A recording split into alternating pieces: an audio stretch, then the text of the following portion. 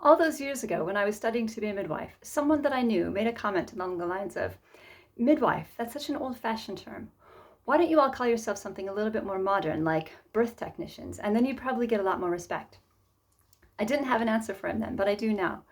The word midwife comes from Middle English and is about 700 years old, where the word mid means with and wife means woman. And taken together, they reflect the relationships that have been forged around childbearing for at least the last 50,000 years. For most of human history, when someone went into labor, they would be supported generally by an older woman within the community, or at least someone who had a lot of experience and who'd seen this type of thing before. They may have had some skills in dealing with some of the complications of childbirth, but their main duty was to be someone for the laboring woman to lean on, both in a physical sense, but even more importantly, in an emotional sense. They would generally be a cheerleader and encourage the laboring woman along, reminding her that she was stronger than what she might have always felt at that particular point in time. They would have reminded her that she was cherished and that she was cared for and she was valued. They'd be attentive to her needs and bring her anything that would be helpful. They would remind her that she was not only participating in something important, but in something sacred, in bringing new life into the world. And generally love her along through what was quite possibly the most painful, but also the most powerful experience of her life. Fast forward now to modern midwifery, and the remit of the midwife has changed considerably.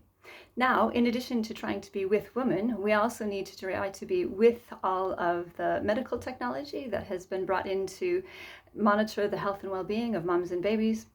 We need to be with the policies and protocols of our employing institutions and of our regulators. And as a part of all of that, we need to be with our documentation.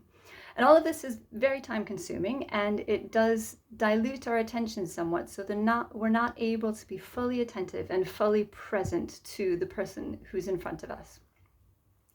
Please don't misunderstand me. I'm not trying to say that we should get rid of medical technology. I personally would have died of appendicitis and probably a few other things if it wasn't for the advances of the last 100 years. However, I do think we need to have a very frank and open conversation with the general public and also with people who are in charge of designing and funding maternity services. Because when we can only do the birth technician side of midwifery, we're actually causing certain types of harm to happen to people. This is why our midwifery ancestors weren't just being nice to people in supporting them in their labors, but it actually helps facilitate labor and facilitate childbearing and help things to go more smoothly and stop problems from starting in the first place.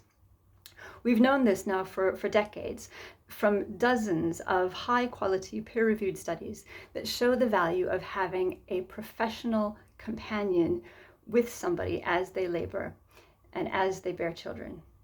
And not just within labor and childbirth, but also in the antenatal period and the postnatal period. That support is so important. In fact, not just within maternity, but within lots of different areas of healthcare and life generally.